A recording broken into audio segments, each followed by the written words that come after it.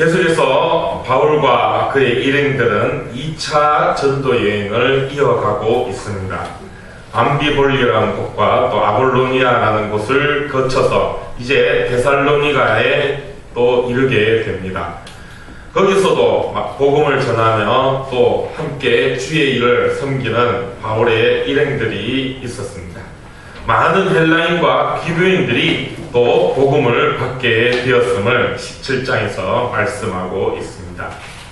여기 보면 이 헬라인과 기브인들 또 큰 무리들이 그렇게 권한을 받고 또 복음을 듣고 믿음을 따르게 되었다라고 17장 4절에 말씀하고 있는데, 그런데 이어서 5절에 보면 그러나 유대인들은 시기하여 저자의 어떤 불량한 사람들을 데리고 때를 지어 성을 소동하게 하였다라고 말씀하는 것을 보게 됩니다. 참 어떻게 보면 이 아이러니한 그런 모습을 보게 되는 것입니다.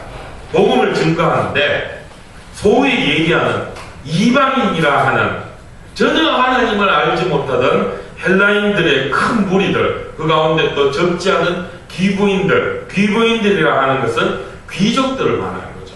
즉 로마 사람들을 뜻하는 그런 의미라 할 수 있을 것입니다.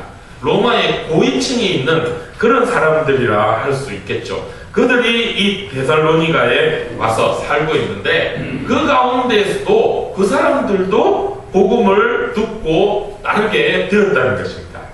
이렇게 이방인들, 솔직히 얘기하면 부족할 것 없는 그런 사람들인데 그들도 복음을 듣고 믿게 되었다는 거예요. 그런데 오히려 유대인들이 그런 모습을 보고 시기하게 되었다는 것입니다. 유대인들은 하나님을 이미 잘 알고 믿고 있었던 사람들이죠.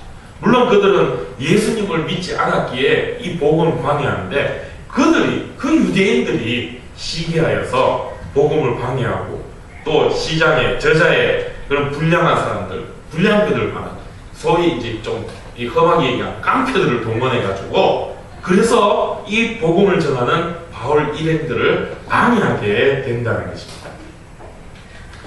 이 복음의 흥황을 시기하는 그런 사람들이라는 것이죠.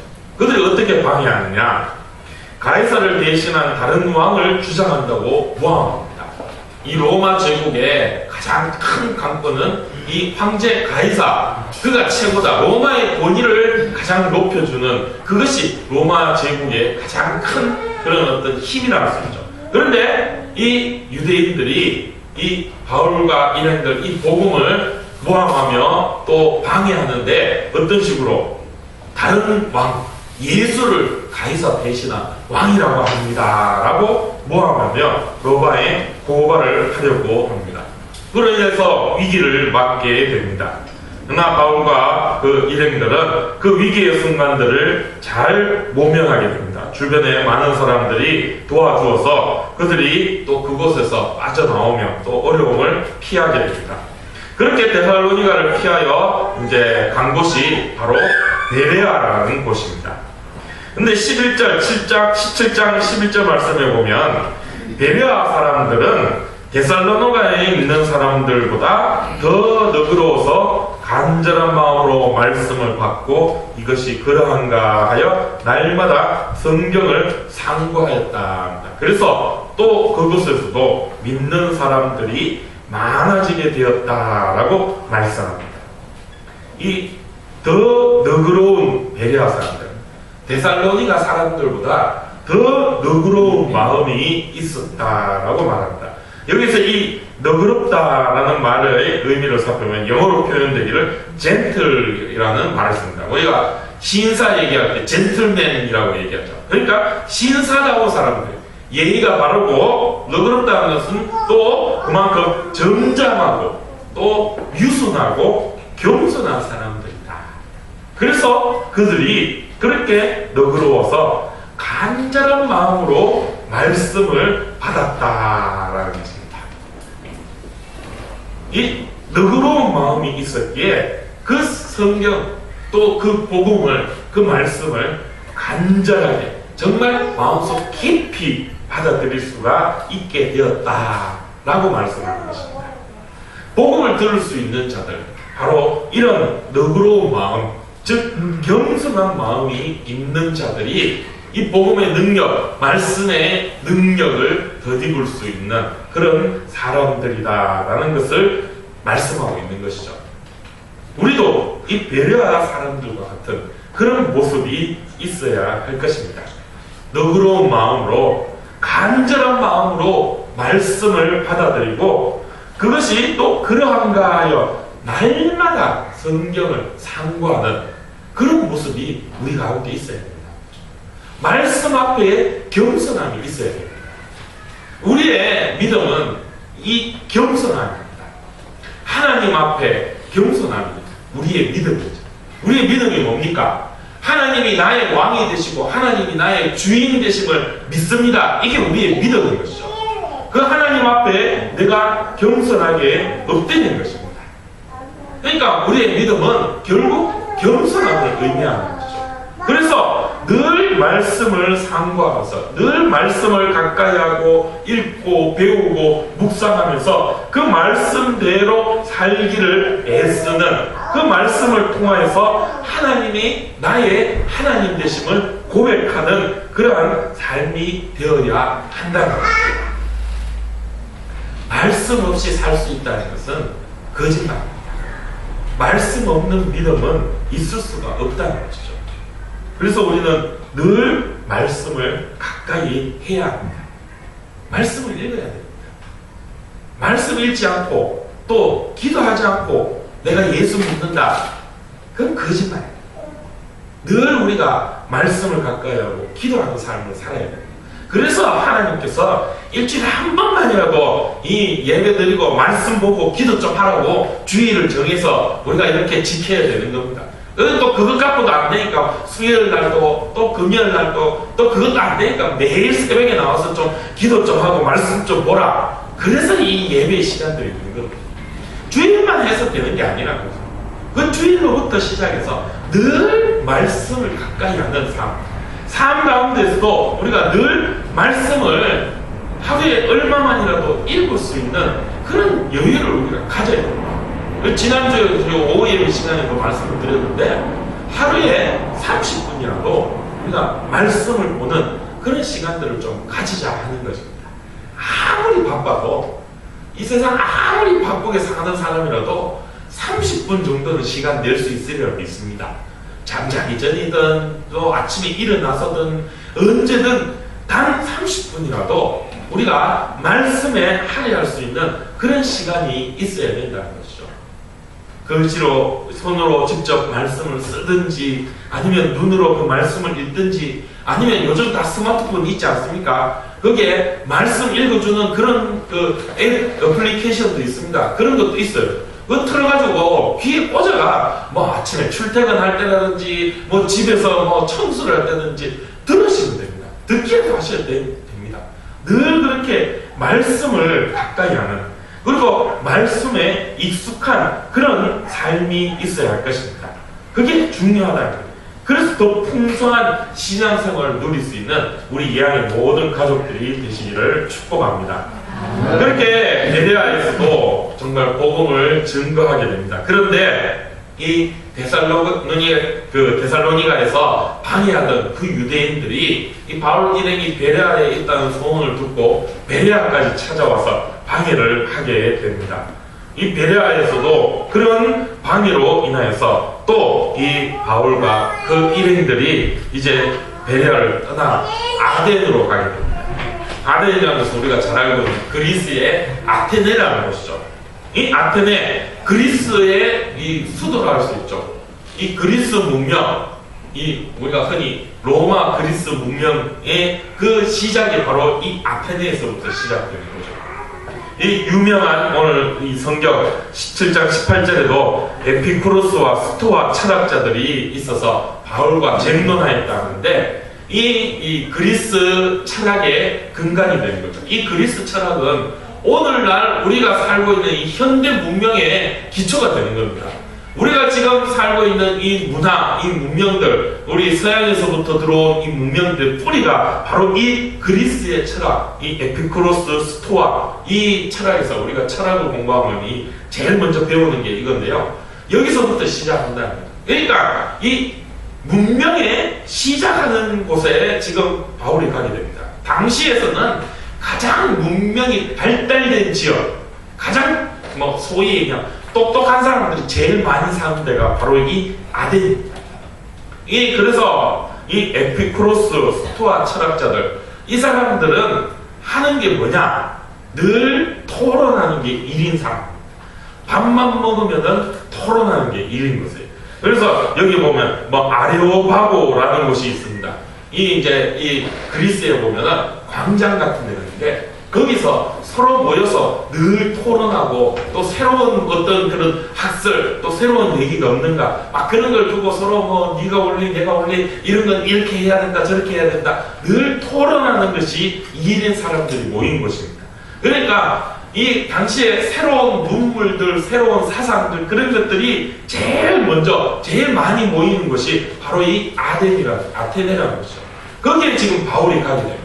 그리고 거기서 그 철학자들과 이 바울이 이 토론을 하면서 복음을 제시하고 증거하게 됩니다.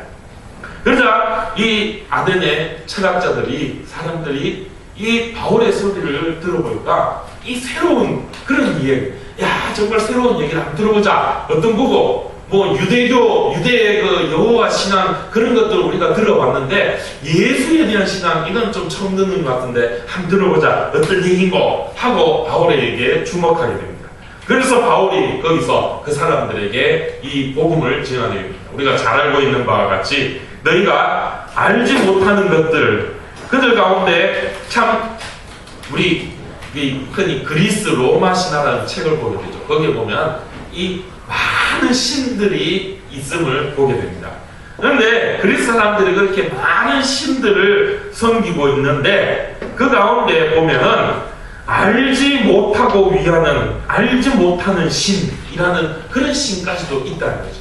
바울이 그것을 바라보면서 너희가 많은 신들을 섬기고 또 많은 학문과 많은 지식들을 쌓았다고 하지만 결국 너희들이 추구하고 바라는 그것은 알지 못하는 그 뭔가를 바라고 있는 정말 너희들이 그렇게 많이 배우고 또 많이 안다고 하지만 결국에는 그것들이 알지 못하는 그런 어떤 것일 수밖에 없다라는 것을 이야기합니다. 그러면서 진정 너희가 알지 못하는 그것을 내가 가르쳐 주겠다. 그 알지 못하는 것은 바로 하나님이고 바로 예수 그리스도를 통해서 너희도 그 하나님이 하나님됨을 알게 하고 너희가 그렇게 알고 싶어하는 그것을 알려주도록 하겠다라는 그런 복음을 증거하게 됩니다. 그래 사람의 근본적으로 있는 그 종교심에 대한 부분을 바울이 예비하게 된다는 것입니다. 그들의 신앙, 그들의 철학, 그들의 지식 이 우리가 지금 살고 있는 이 시대의 모습과 똑같다는 것이죠. 지금 우리가 살고 있는 이 시대에 어떻습니까? 인간의 능력이 최고의 위치에 이른 그래서 이제는 사람이 이제는 이 지구, 이 땅덩어리 여기만 우리가 만족하는 것이 아니라 저 우주를 향해 그래서 이제는 달까지도 우리가 사람을 보냈고 이제는 저 태양계 너머까지 보내면 이 우주를 정복하리라 우리의 능력이 그만큼 되었다 자랑하는 시대가 오늘 우리의 시대인 것입니다.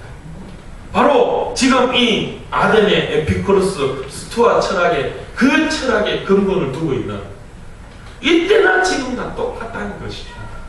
아무리 지금 우리의 이 문명이 발달되고 지금 우리 시대가 발전되었고 아무리 사람의 능력이 한이 없고 끝도 없다라고 주장하는 사람들이 있다 할지라도 결국 오늘 우리가 살고 있는 이 시대도 결국에는 알지 못하는 그 무언가를 향한 그런 마음 그야말로 뜬구름 잡고 있는 그런 시대에 살고 있다는 것입니다.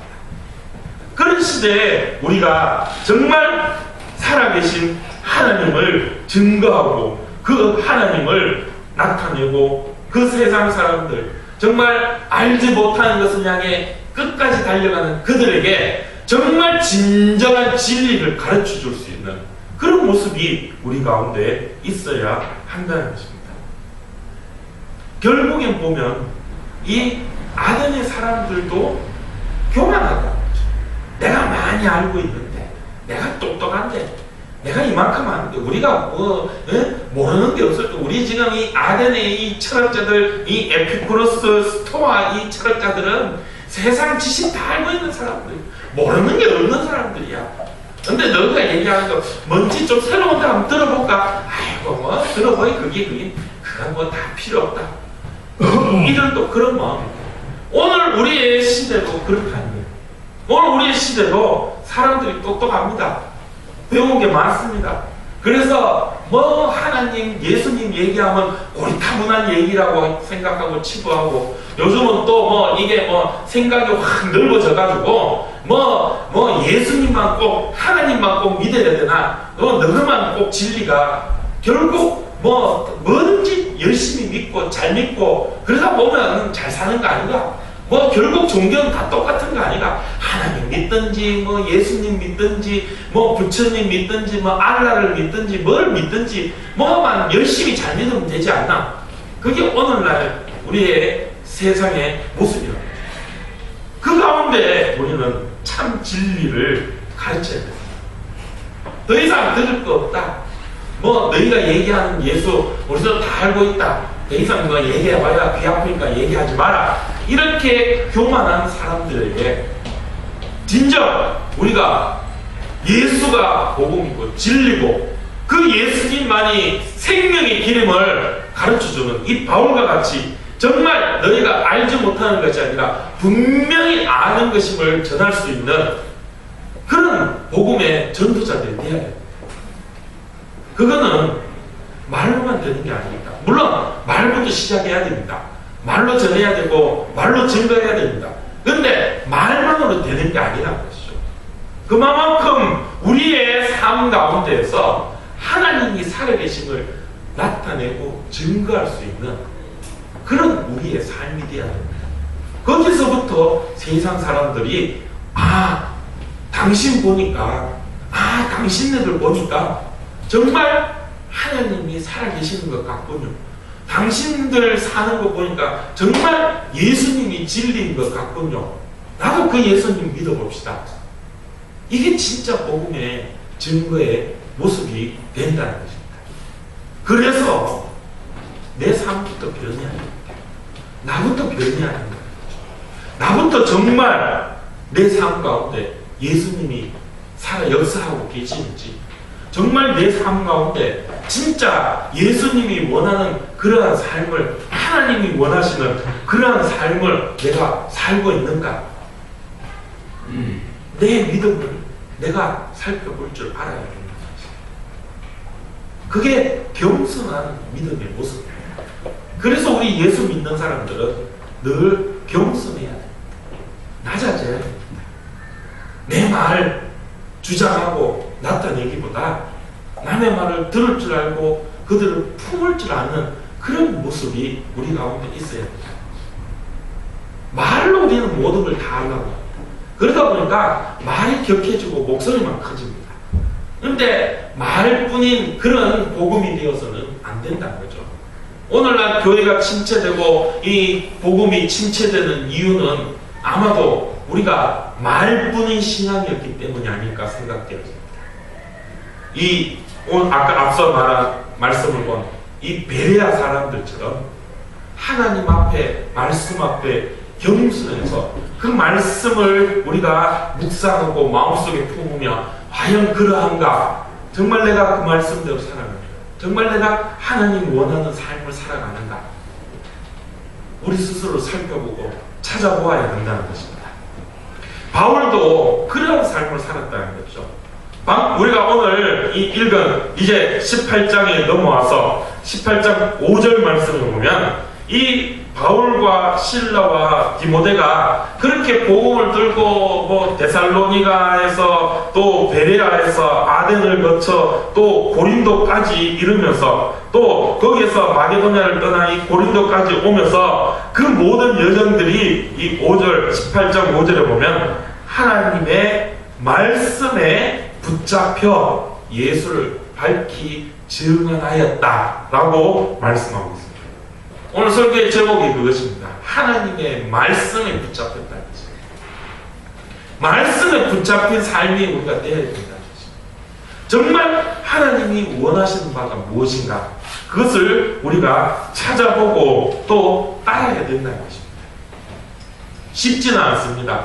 오늘 이 바울과 또 이 바울과 실라와 디모데, 그리고 그 바울과 함께한 그 많은 이 전도 여행을 떠난 이들의 여정들을 보면 참 쉽지 않습니다.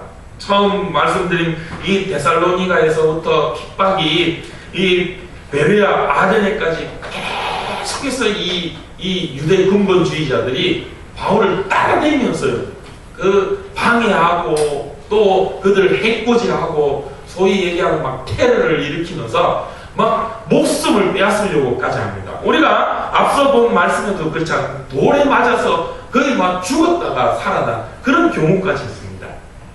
그렇게 힘들고 어렵게 복음을 전하고 있습니다. 복음 전하는 것뿐만 아니라 믿음 생활 자체가 힘들고 어렵습니다. 그러나 그 힘들고 어려움을 감내할 수 있는 이유는 내가 갖고 있는 이 복음, 내가 품고 있는 이 진리, 내 안에서 살아 역사하시는 그 예수님이 너무 놀랍고 너무 감사하고 너무 귀한 것이라서 내가 자랑하지 아니하고 내가 증거하지 아니하면 안 되는 그 마음에 복음의 열정이, 성령의 역사하심이 불같이 타오르니까 그것을 감당할 수 없고 그것을 어찌할 수 없는 그런 마음이 있기 때문에 지금 이 바울을 그렇게 어려운 가운데에서도 말씀에 붙잡혀, 이 말씀에 붙잡힌 것은 결국 성령의 인도하심을 쫓아 나아가게 된다는 것입니다. 그래서 10절에서는 하나님께서 이 바울에게 꿈의 환상으로 말씀을 주고 계시죠. 내가 너와 함께 있기 때문에 두려워하지도 말고 침묵하지 말고 말하라. 내가 너와 함께 하겠다. 내가 너와 함께 하여서 비록 대적들이 너를 해롭게 하고 생명을 빼앗을 만한 위협을 주고 어렵게 할지라도 그러나 내가 너와 함께 하기에 그 어떤 고난과 방해와 핍박도 두려워하거나 겁내지 말고 담대하게 복음을 증거하고 달려가라. 그리고 그 복음을 삶 가운데 녹여서 정말로 그 말씀을 이루는 하나님과 함께하는 그런 삶을 살으라라고 말씀하고 있는 것입니다. 말씀에 붙잡힌 삶을 사는 여러분들, 우리 모두가 되기를 축복합니다. 우리 예안교회는 그렇게 하나님의 말씀 가운데에서 그 말씀을 이루어가는 그런 복된 삶을 살기를 축복합니다. 그것이 진정한 교회의 모습입니다. 교회가 건물 자랑해서는 안 됩니다. 사람 많은 숫자 자랑해서는 그건 진정한 교회가 될 수 없습니다. 지금 서울에 뭐 내노라는 교회들 보십시오. 한때 정말 막 내노라 자랑하면서 막 몇천억짜리 건물을 지었네 하고 뭐 몇만 명이 모이네 하고 자랑하던 그 교회들이 지금 모양이 어떻습니까?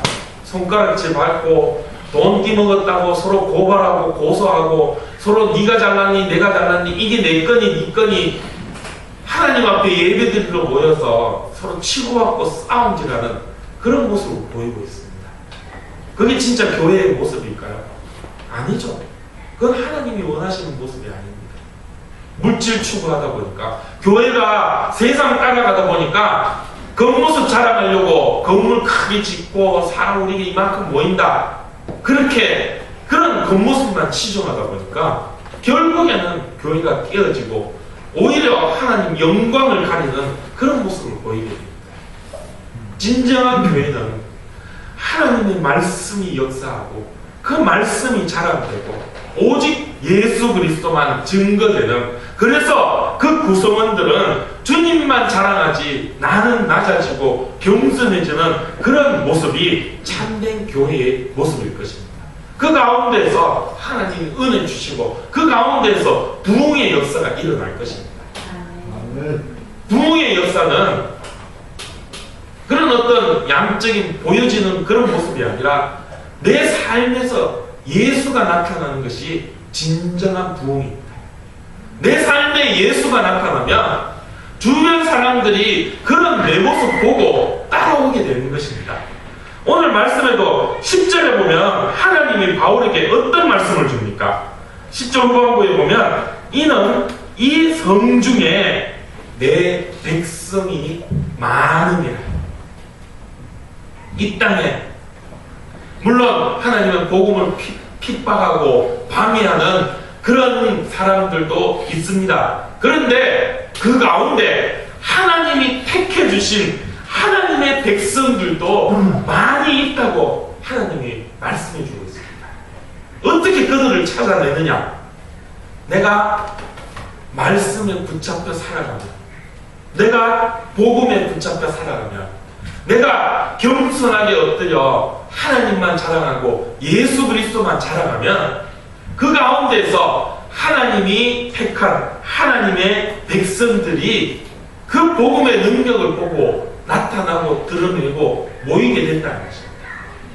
그게 부흥인 것입니다. 그게 진정한 교회의 모습이라는 것이죠. 오늘 우리 예한교회가 그런 교회가 되기를 원합니다. 진정으로 그런 교회가 되기 위해서 기도하고 함께 한마음 되는 그런 우리 예한교회 되기를 원합니다.